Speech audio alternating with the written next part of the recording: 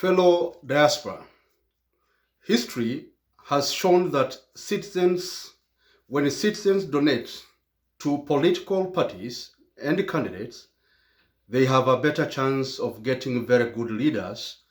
The economy grows, governance gets better, cartels and corruption is ended, and all manner of bad treatment of people ceases to exist. Fellow Kenyans, history has also shown that campaigns are one of the surest ways into bankruptcies. In countries where citizens do not financially support political parties and candidates, as the case is in Africa, the incidences of corruption, extravagance, wastefulness, poverty, unresponsiveness, and a don't-care attitude among the leaders towards the people is usually very high.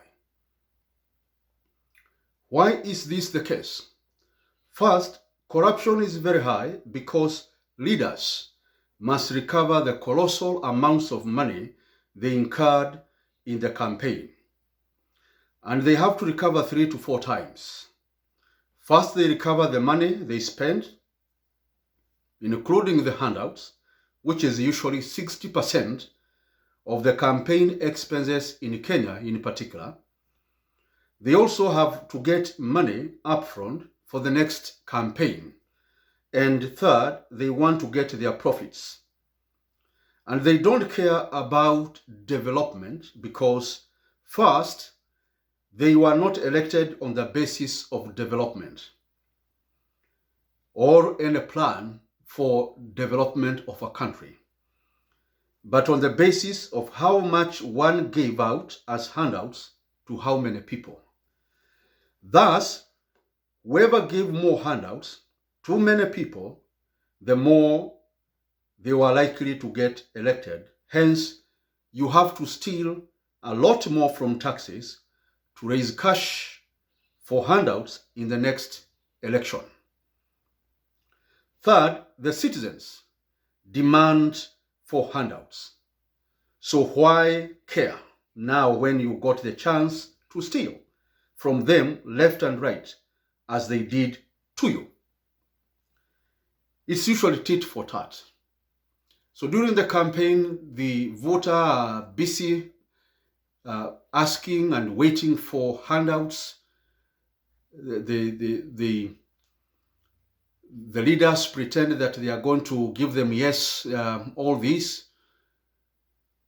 Voters come to every candidate saying, I will vote for you. I will vote for you. I will vote for you. So you end up having a situation where as a voter is taking money from 10 candidates. And he's telling each one of them, you are the best, I'm going to vote for you if you give me some soda, some whatever, you nyoshe mkono, those sorts of mkono mtupu haulambwi, that kind of stuff, that kind of talk. So they are busy telling every candidate that, unisaidie kitu maana mkono mtupu haulambwi. The next candidate comes, the same story. The another candidate comes, the same story. So you end up promising, the voter ends up promising 10 candidates that they will give him the vote, yet he has only 1 vote. So that amounts to lying. That amounts to lying. And when the candidate who wins eventually, he will always be feeling, mulinisumbua sana wakati wa campaign. Mukakula pesa yangu, mukaniitisha kitu kidogo, handout. Mlikuwa mnaniambia mkono mtupu haulambwi. Now I'm elected, si mnakuja kuniona, nami nitawaambia mkono mtupu haulambwi. So you have to give me something at the end of the day. And that's why bribes and corruption never ends. Because you asked something during the voting, and now the person who has won is telling you exactly the same what you told him. And that's the situation. People said, nioshe mkono. That's what maybe the voter said. When the guy is elected, he will say, hata mimi nioshe mkono. So don't forget what you said. It is tit for tat. And this is where the problem lies. Those who donated millions also want their money back through contracts and tenders. You got sure a recipe for mega corruption. Only citizens and persons of goodwill can break this embassy. Donating to candidates will enable elections of the most honest, sincere, incorruptible, and development-minded leadership.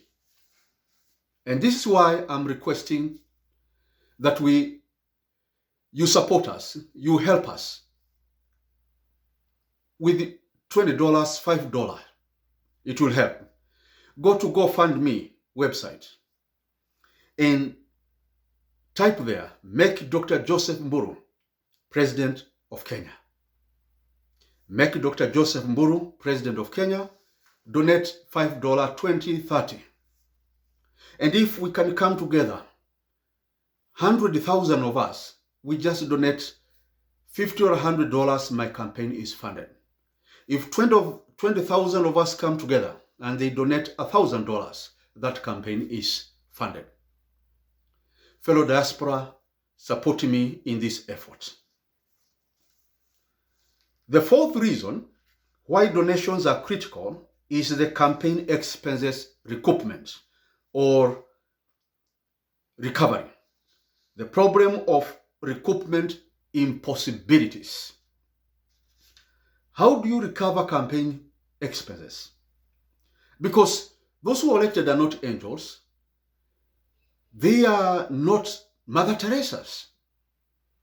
They are coming expecting to work for 5 years. They will be paid, they will get a salary, and they discharge their duties as members of parliament and others. But if they have spent more than they earn, something goes on in the mind. What do? I sold my land. I sold my cows. I sold my plot. I have to get that plot back and 2 others so that next time I can sell 1 more and remain with at least something. Ladies and gentlemen, the salary of a Kenyan president, the current president, is 1.6 million per month. Let's get this very clear. This adds up to $19 million, Kenya shillings per year. 1.6 times 12. And it adds up to 95 million for 5 years. That is 19 million per year times 5. That is the legal salary of the President of the Republic of Kenya. This president spent almost 10 billion. For 2017 elections, it was more than 15 billion. That's the amount of money they spent. The salary is 95 million for 5 years, upon which you are told you are now jobless, you have to reapply. If you don't win, okay, you are done. And you spend 15 billion and your salary is 95 million. Fellow Kenyans and diaspora, just do the math. That of the deputy president is about 80 million per year. Sorry, in 5 years. Because he earns about 1.4 million. Multiply that 1.4 by 12 months, by 5 years, it's about 80 million for 5 years. When he's also declared jobless and he has to get some other money. And these candidates, who are the key donors, spend billions or millions.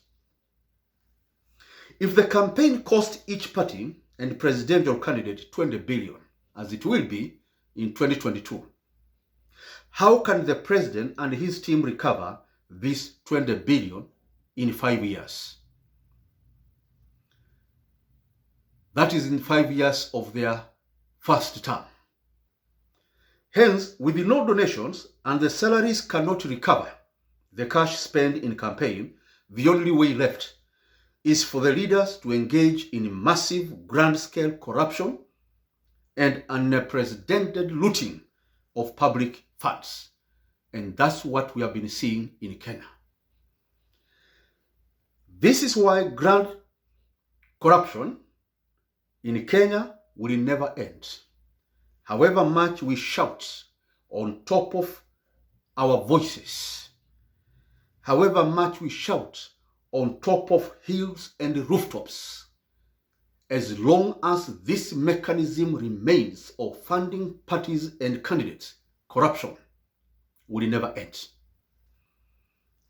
It does not matter how many legal cases we take in court and how many anti-corruption institutions we set up. None of those will end corruption in Kenya unless the question of funding campaigns is not resolved. Unless the people chip in and help. Now, when I become the president next year, I will set up a clear structure and funding program for campaigns. It will not be this 20 billion and 15 billion and 10 billion. It won't be. But I will set a system that I've already prepared on how campaigns shall be funded. And in that we shall end this problem of where candidates scratch their heads, wondering where they are going to get money and how they will recover their money. As long as it's left, campaign funding is left to individual candidates to finance their campaign, and the voter sticks in his or her demand for handouts, the most honest candidates will remain in the periphery. This is why those involved in great corruption are never arrested nor prosecuted, because these are they are stealing as proxies for their leaders, or they donated billions to the campaign and hence recovering their money. Since independence, no big fish has ever been jailed. We all know that. Why? Because they donated to so much to put the government in power. And that government he helped must pay him back. If the ordinary voter donated 100 shillings or 200 shillings, then the government he helps put in power will pay back the voter by implementing the right policies that serve the ordinary voter. Donations empowers the electorate. They acquire greater power to demand for better services because they helped that party win the elections, and if the party does not deliver, they would not finance that government in the next elections. We talk of sacred cows and cartels in Kenya. Kenyan cartels and sacred cows are the bankrollers of campaign parties. And they will have to be repaid. They will have to get that money back. Corruption, however much we try, will not end, because grand corruption is meant to repay the costs of recoupment the cost of previous election and bankroll the next election. That is what I want to end. I request you to support me in this endeavor. Go to GoFundMe website and search, make Dr. Joseph Mburu President of Kenya, or support me through my presidential M-Pesa, Joseph Mburu 0748265314. We shall end this corruption in Kenya and take Kenya to highest growth rates that I've never seen before.